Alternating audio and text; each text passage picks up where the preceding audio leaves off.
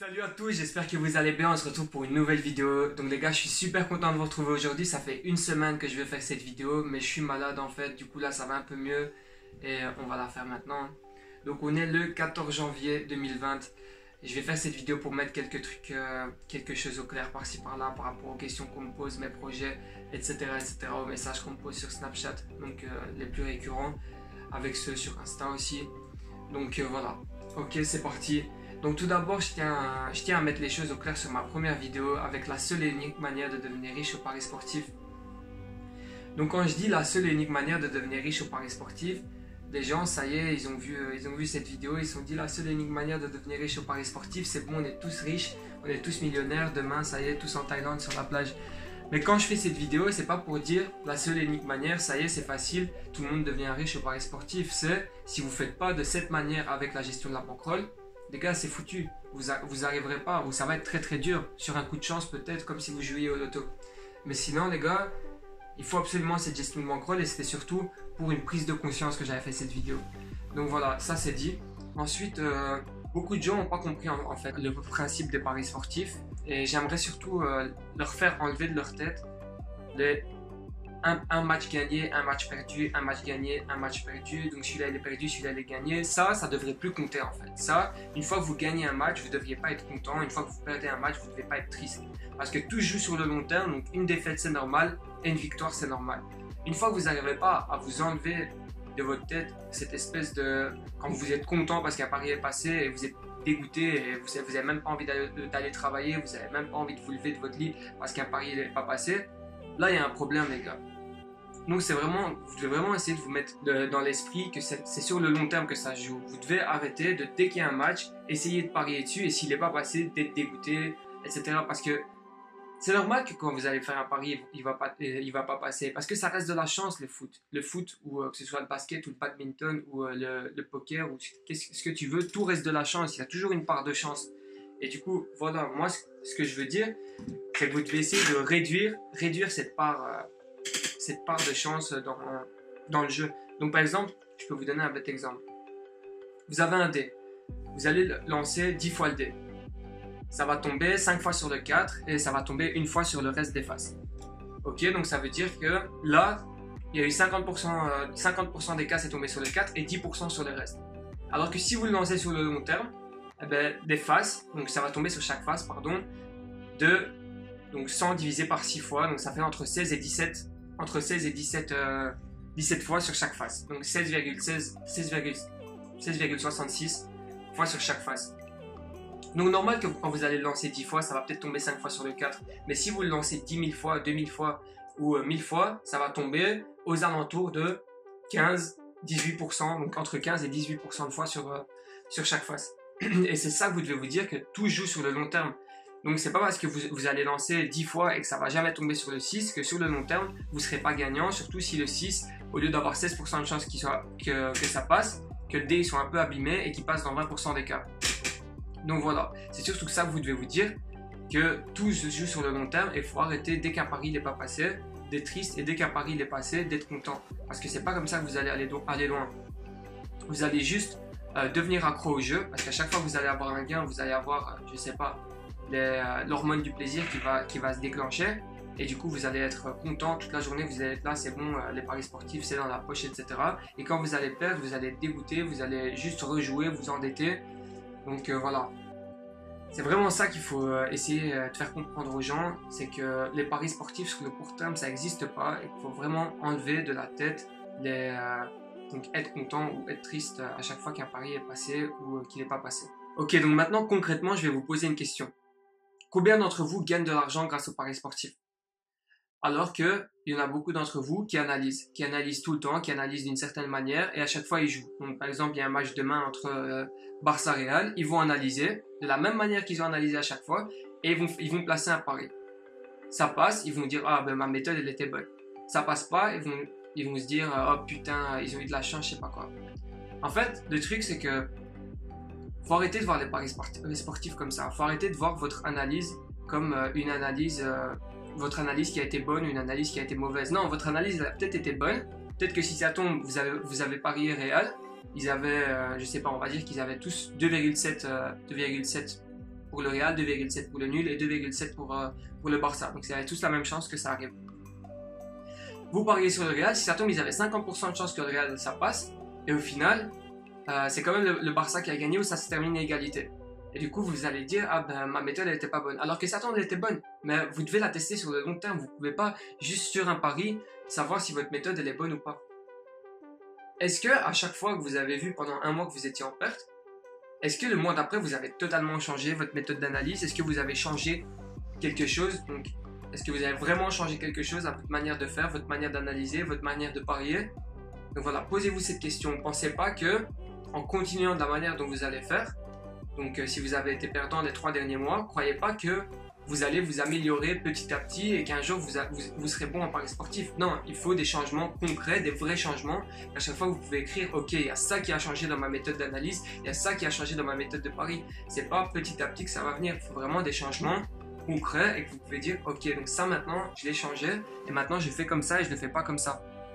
Il faut vraiment que vous puissiez placer dans votre historique de vos paris, donc dans vos historiques de vos analyses aussi, votre manière d'analyser et à chaque fois dire ok, là il y avait ça, là il y avait ça, là c'était comme ça, là c'était comme ça. Du coup, je vais parier pour cette équipe là et à chaque match essayez d'avoir toujours la même méthode et aussi parier tout le temps avec votre bankroll. Donc ça c'est durant la première vidéo, je l'avais assez bien expliqué son importance.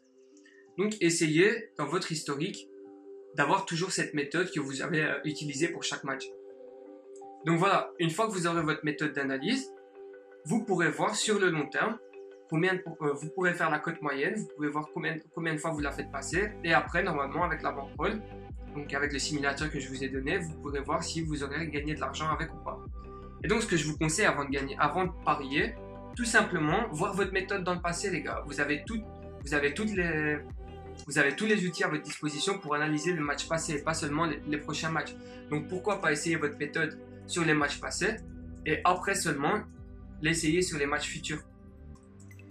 Donc ça, c'est super important aussi, les gars. Arrêtez d'essayer de perdre de l'argent ou de vouloir parier. C'est pas parce que vous allez gagner 200 € un jour que ça y est, ça va vous changer votre vie.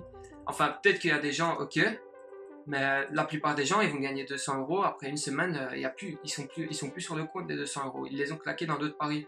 Donc vraiment, essayez d'abord d'avoir votre méthode.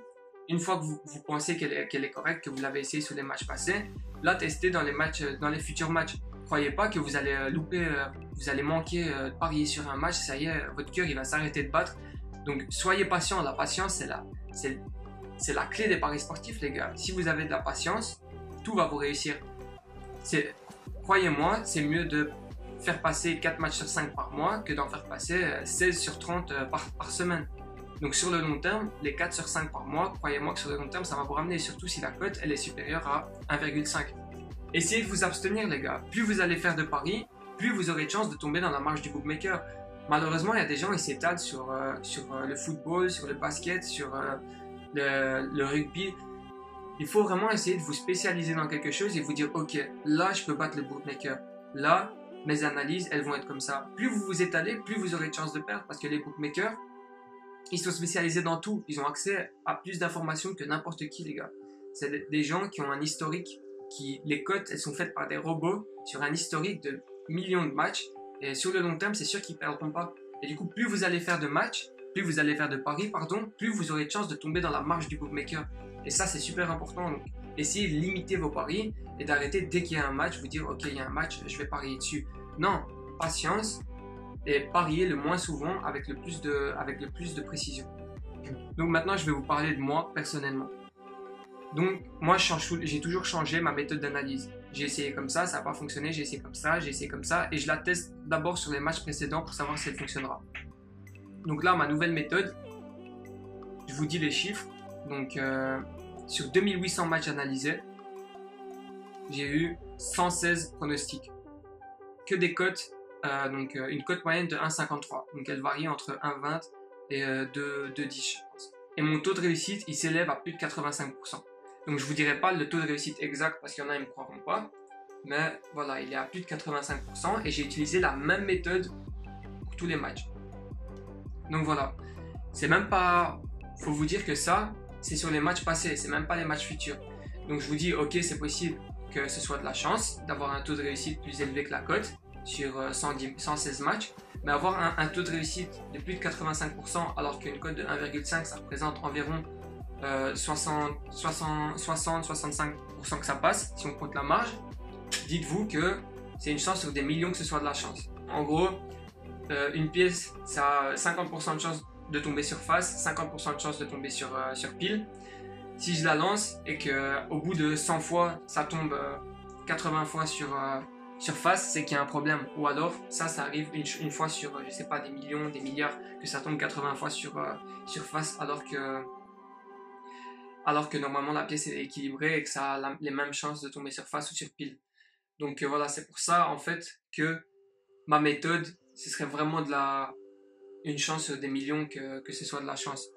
Donc c'est pour ça que je suis confiant et que je pense que après février, ça va vraiment être très très très très lourd. Donc ce qui va se passer. Et d'ailleurs, je reçois beaucoup de gens, je reçois même parfois des menaces, ouais, si tu mens, ouais, si ça se passe pas, ouais, tchic-tchac. Mais les gars, moi, je vous oblige pas, je vous fais rien payer, je mets pas de lien d'affiliation, je vous fais des trucs gratuits, je fais des snaps, je me connecte sur Telegram, sur Instagram, je réponds aux messages, je fais tout gratuitement et j'arrive encore à recevoir des menaces, si ça, ou si tu fais pas ça, ou etc. Mais quoi les gars? Je vous dois quelque chose? Non, s'il vous plaît, si vous regardez cette vidéo, vous n'avez pas confiance, je vous oblige pas à y rester, vous pouvez partir, vous pouvez faire ce que vous voulez. Personne ne vous oblige à regarder les vidéos, personne ne vous oblige à parier, personne ne vous incite à mettre quoi que ce soit. Moi d'ailleurs, jamais j'ai incité qui que ce soit à parier, jamais je vous ai demandé de parier sur moi, sur les pronostics que je vous donnais. Pourquoi? Tout simplement, je vous ai toujours dit, d'abord regarde ce que ça va donner, d'abord regarde, je sais pas, après 30 paris, 20 paris, 10 paris, comme tu le sens, si tu vois que ça fonctionne, si tu vois que mon taux de réussite il est bien, après là tu pourras parier. Je te demande pas de me suivre comme un aveugle et après de râler si tes paris ils passent pas. Donc tu me payes rien, tu me donnes rien, donc je te dois rien en fait. C'est tout. Donc j'ai rien à te prouver et si ça te plaît pas, ben, tu peux partir et aller suivre tes pronostiqueurs payants qui ont un taux de réussite inférieur à ce que la cote représente. Donc voilà. Cette vidéo elle était un peu... je suis parti dans tous les sens, donc je sais pas si vous allez réussir à en tirer quelque chose de positif. Voilà, en attendant, moi là, c'est début janvier, là les équipes elles viennent de se former, je suis en train de regarder, on a encore beaucoup de temps devant nous jusqu'à ce que les pronostics arrivent, donc ils arriveront vers fin février, début mars. Donc soyez patients les gars, ce projet, moi je pense que je vais le réussir, mais encore une fois, c'est pas parce qu'il y a des matchs qu'il faut parier dessus. Moi je vous conseille vraiment de tester votre méthode sur les matchs passés ou d'avoir vraiment d'être sûr avant de placer votre argent. Je veux vraiment pas inciter des gens, donc il y a des gens qui me demandent déjà des pronostics, des gens qui n'ont pas parié ou qui n'ont plus parier depuis longtemps, ils ont vu la première vidéo, ça y est. Ils me demandent des pronostics pour parier, mais les gars, juste patience. Arrêtez de mettre de l'argent dans quelque chose que au final vous avez encore aucune preuve. Donc c'est vraiment la chose la plus importante. Si je peux juste ne pas faire perdre de l'argent aux gens, ce serait quelque chose de grand pour moi. Donc et ne pas en faire perdre et en faire gagner surtout. Mais pour ça, il va falloir être patient. Donc voilà les gars, les pronostics ils arriveront fin février. Là, je ne saurais pas vous donner des pronostics assez précis. Donc ça sert à rien en fait. Ce serait vraiment donner de l'argent au book. Donc on se retrouve bientôt. Laissez un pouce bleu si vous avez kiffé la vidéo. Aussi laissez un commentaire, ça me fait super plaisir. Comme vous savez, j'essaie de répondre un maximum. Et ça me fait plaisir quand je vois des commentaires. C'est vraiment la chose qui m'encourage et qui me donne l'envie de continuer.